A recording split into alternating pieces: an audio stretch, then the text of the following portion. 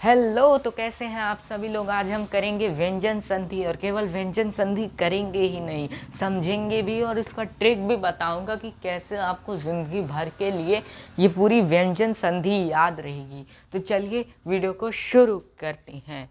सबसे पहला नियम आता है 1343। अब ये 13 और ये 43 क्या होता है, तो देखिए 1343 का मतलब है किसी भी वर्ग के। जैसे कि ये पूरा एक व्यंजन लिखा है, तो हम क्या करते हैं, क वाले शब्द से शुरू वाले पहले लाइन को हम क वर्ग कहते हैं। ये क्या है, क वर्ग, क्या है, क वर्ग। इसी तरह से च वर्ग कहते हैं, ठ वर्ग कहते हैं, थ प य वर्ग कहते हैं। ठीक इस तरह हमने इसे 6 वर्गों में बांटा है। कैसे वर्ग के नाम पढ़े हैं, उस वर्ग के पहले वर्ण से इस पूरे वर्ग का नाम पड़ा है। यानी किसी भी वर्ग के, इनमें से किसी भी वर्ग के पहले वर्ण का, किसी भी वर्ग के पहले वर्ण का, यानी कि क च ट थ प य का अगर मेल किसी भी वर्ग के तीसरे या चौथे, यानी कि तीसरे या चौथे वर्ग से होता है, तो ये उसी वर्ग का तीसरा बन जाता है, तीसरा वर्ड बन जाता है। आइए एग्जाम्पल में देखें, इसको याद कर लीजिए। ये कोड है 1343, ये पहला रूल है याद करने का, 1343। यानी कि किसी भी वर्ड के पहले वर्ड का मेल किसी भी वर्ग के तीसरे या चौथे होता है, तो वो उसी वर्ग के तीसरे वर्ग में बदल जाता है। यानी कि मैं सिंपल भाषा में कहूँ, च ट थ प य का मेल अगर ग झ झ ढ ढ प य भ म ध ड़ झ घ से होगा, तो ये जिस वर्ग से होगा उसके तीसरे में बदल जाएगा। एग्जाम्पल देखते हैं, दिग्धन गच्छ। क वर्ग का पहला वर्ड है क, ग उसी वर्ग के तीसरे में है, तो ये क्या हो जाएगा, मतलब ये तीसरे, किसी वर्ग का ये तीसरा वर्ड है, तो क वर्ग का ये तीसरा वर्ड है, तो क्या ये तीसरे वर्ड में ही बदल जाएगा। यानी कि ये हो जाएगा दिग्गज। क्या हो जाएगा, दिग्गज। क जो है वो ग में बदल जाएगा। अब देखिए, अगर हमें लिखना है व्यंजनों को, या तो हलन चिन्ह लगा कर लिखिए या फिर ग को आधा लिखिए। दो तरीके हैं व्यंजन के वर्डों का लिखने में। ठीक इसी तरह अच धन अंता। अब मैंने ये नहीं बताया कि किसी भी वर्ग के तीसरे वर्ण या चौथे वर्ग से होता है या फिर स्वर से। हाँ जी हाँ, किसी भी वर्ग के पहले वर्ण का अगर किसी स्वर से मेल होता है, तब भी वो उस वर्ग के तीसरे में बदल जाता है। यानी कि अच धन अंता। तो देखिए, च है, अंग है, स्वर है, और ये क्या है, ये किसी वर्ग का पहला वर्ड है। किस वर्ग का, च वर्ग का, तो ये क्या हो जाएगा, ये उसी वर्ग के तीसरे में बदल जाएगा। यानी कि ये हो जाएगा अजंता। क्या हो जाएगा, अजंता। देखिए कैसे हुआ, हमने ज लिख दिया और प्लस अंग क्या हो गया, जंग हो गया। जंग हुआ कि नहीं हुआ ना, अजंता। इतनी बात समझ में आई। अब दूसरा ट्रिक हमारा क्या कहता है, 1 साल के बच्चे का नाम 5वां है। फटाक से इमेजिन करिए कि कोई 1 साल का बच्चा आपके घर में है और उसका किसी ने नाम 5वां रख दिया। क्या रख दिया, 5वां नाम रख दिया। तो देखिए यहाँ से ट्रिक निकल जाती है, किसी भी वर्ग के पहले वर्ड यानी कि क च ट थ प य का मेल न या म से, य या न या म से, किसी वर्ग के पहले वर्ग का मेल अगर न या म से होता है, तो ये उसी वर्ग के पांचवें वर्ड में बदल जाएगा। जी हाँ, बिल्कुल सही समझे। उदाहरण देख लीजिए और इसको भी ख़त्म कर दीजिए। 1 साल के बच्चे का नाम 5वां है, इसको इमेजिन करिएगा, पिक्चर बना लीजिए अपने ब्रेन में। जगत धन नाथ। देखिए यहाँ पर क्या है, त है। अब देखिए त जो है वो किसी वर्ग का पहला वर्ड है और उसका मेल न से हो रहा है, तो ये त वर्ग का 5वां बन जाएगा। और त वर्ग का 5वां क्या होता है, न होता है। न होता है, पांचवा वर्ड न होता है, तो ये हो जाएगा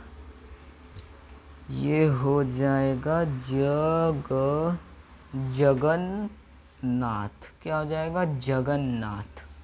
ठीक। इसी तरह सड़ धन मास, ये आप करिए, नहीं तो मैं कर ही देता हूँ। ये हो जाएगा सड़। देखिए ट किसी वर्ग का पहला वर्ड है, उसका मेल म से हो रहा है, तो ये ट वर्ग के पांचवें वर्ड में बदल जाएगा। और ट वर्ग का पांचवा वर्ड अड़ा होता है, यानी कि ये होता है, तो लिख दीजिए सड़ मास। इस तरीके से आपको करना था। अब हम चलते हैं तीसरे नियम पे। किस पे चलते हैं? तीसरे नियम पे। यहाँ तक आपको 2 नियम समझ में आ गए। हाँ, जश्न मचाइए। अब आपको 2 नियम समझ में आ चुके हैं। अब आपको केवल और केवल 6 नियम और समझने हैं। तीसरा नियम क्या कहता है व्यंजन संधि के लिए?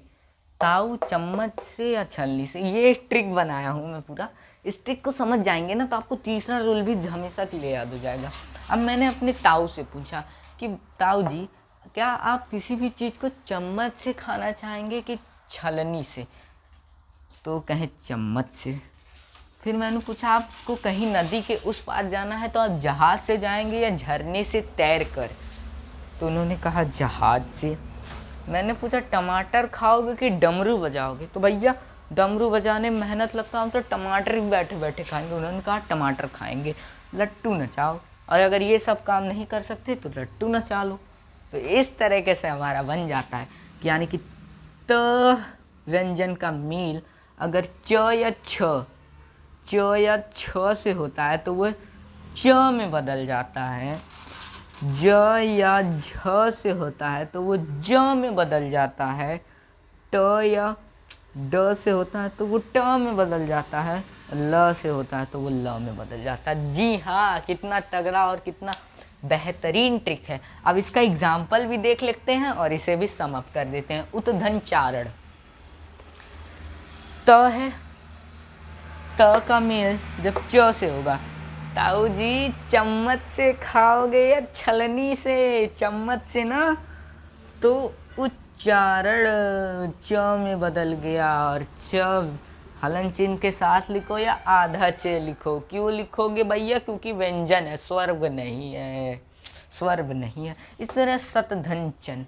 मैं चाहता हूँ ये एग्जाम्पल आप भी करें और बिना ट्रिक को देखे, ट्रिक को अच्छे से याद कर लो भाई, बहुत काम आएगी ये ट्रिक।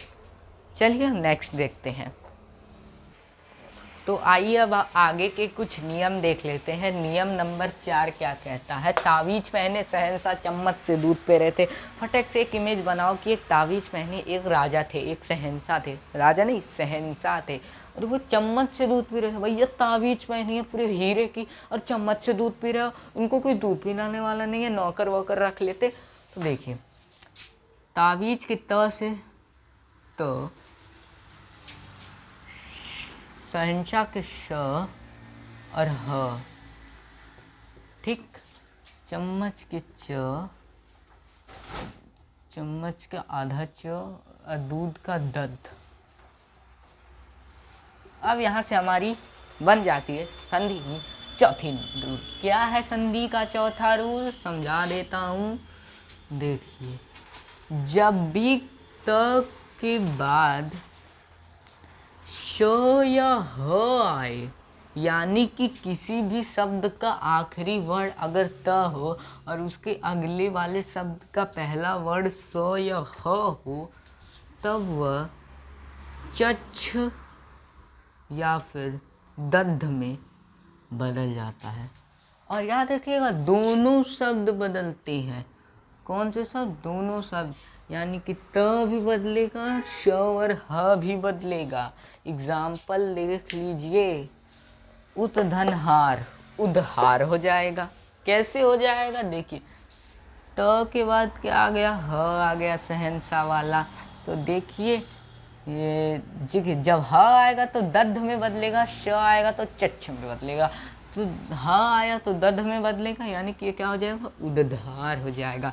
यानी कि त भी बदला, ह भी बदला, दोनों शब्द बदलते हैं। उत्दन श्वास, उच्छ्वास, इसमें क्या हुआ है देखिए, इसमें स आया है तो चच्छ में बदलेगा, त भी बदला है, श भी बदला है, तभी तो उच्छ्वास हुआ है। अब देखिए हमारा चौथा नियम कितनी आसानी से खत्म हो रहा है। ये व्यंजन संधि इतनी आसान है, आपने हवा बनाया है कि ये बहुत कठिन। पांचवा देखिए, सपने में छोला चेन्नई में फेमस है। वैसे छोला पंजाब में और नॉर्थ इंडियन साइड में, यानी कि उत्तरी भारत साइड में फेमस है, लेकिन सपने में कुछ भी होता है। सपने में छोला चेन्नई में फेमस है। बताओ, चेन्नई में तो क्या बोलते हैं उसको, सांभर, इडली और उपमा ये सब फेमस है। छोला फेमस कर दिया भैया, सपना ही अजीब है। देख लीजिए ना, सपने में छोला चेन्नई में, सपने से स्वर, यानी कि स्वर के बाद, अगर स्वर के बाद छ, छोले के छ से, या फिर अगर स्वर के बाद, क्या मैं लिखता हूँ, स्वर के बाद अगर छ आता है तो उसमें च की वृद्धि हो जाती है। छ में च की वृद्धि, चेन्नई वाले च की, तो ये क्या हो गया, चच्छ हो जाता है। इसमें च की वृद्धि होती है। उदाहरण देखिए, उदाहरण में है अनुधन छेद। अनुधन छेद में देखिए ये क्या है, स्वर है। कौन सा स्वर है देखिए, इसमें ऊ की मात्रा लगी है ना भैया, ऊ है, तो ये तो स्वर है। और छ आ गया तो छ में क्या करेंगे, च की वृद्धि कर देंगे, ये हो जाएगा अनुच्छेद। आई थिंक आपको समझ में आ रहा होगा। तो चलिए अब आगे बढ़ते हैं। हेलो, तो अब हम छठवें नियम की तरफ आगे बढ़ रहे हैं। तो छठवां नियम हमारा कहता है, मेरी काली भोली आँखें, मेरी काली भोली आँखें। ये भी लाइन, ये भी कोड आप याद रख लीजिए। इस तरह आपको छठवां रूल याद हो जाएगा व्यंजन संधि का। अरे भैया कुछ नहीं करना है, केवल कोड याद कर लो, केवल और केवल कोड याद कर लो। मेरी काली भोली आँखें, यानी कि म का मेल जब क से लेकर भ तक के किसी भी वर्ण से होगा तब वो अनुस्वार में बदल जाएगा, स्वर में बदल जाएगा। किस में बदल जाएगा, अनुस्वार में बदल जाएगा। आइए एग्जाम्पल देखते हैं। समधन कल्प, समधन कल्प। देखिए म का मेल क से हो रहा है, यानी क से लेकर भ तक के बीच में किसी से भी मेल, तो म का मेल क से हो रहा है तो ये हो जाएगा संग,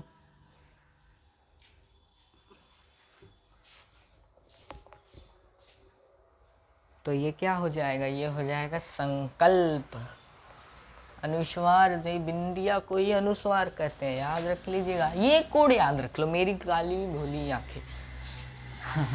समधन जीवन, म का मेल हो रहा है ज से, और ज जो है वो क से लेकर भ तक के बीच में ही आता है, तो क्या लग जाएगा, अनुस्वार लग जाएगा। संजीवन, संजीवन, संजीवन भैया, संजीवन। अब देखिए सातवां रूल तो बहुत सिंपल है। मामा, मामा मेरे मामा, मैं उनका भतीजा। तो देखिए म का जब म से मेल होगा तो मम हो जाएगा, और इसे द्वित्व शब्द भी कहते हैं। जैसे कि समधनमत, सम्मत, द्वित्व हो जाएगा। समधनमान क्या हो जाएगा, जल्दी बताइए। सम्मान, अपने से बड़ों का सम्मान दिया करिए। आठवां नियम है माई होम इज ऑसम। देखिए कैसे निकालते हैं। माई की म से म का जब मेल होगा या होम के ह से, तब वह अनुस्वार में बदल जाएगा। यानी कि मैं सिंपल भाषा में कहूँ, आठवां रूल क्या कह रहा है, तो वो कह रहा है कि म का मेल अगर य से लेकर ह तक के किसी भी वर्ण में माई होम, तो अनुस्वार में बदल जाएगा। किस में बदल जाएगा, अनुस्वार में। तो देखिए माई के म से माई, य के से Y home, my home is awesome. Simple simple.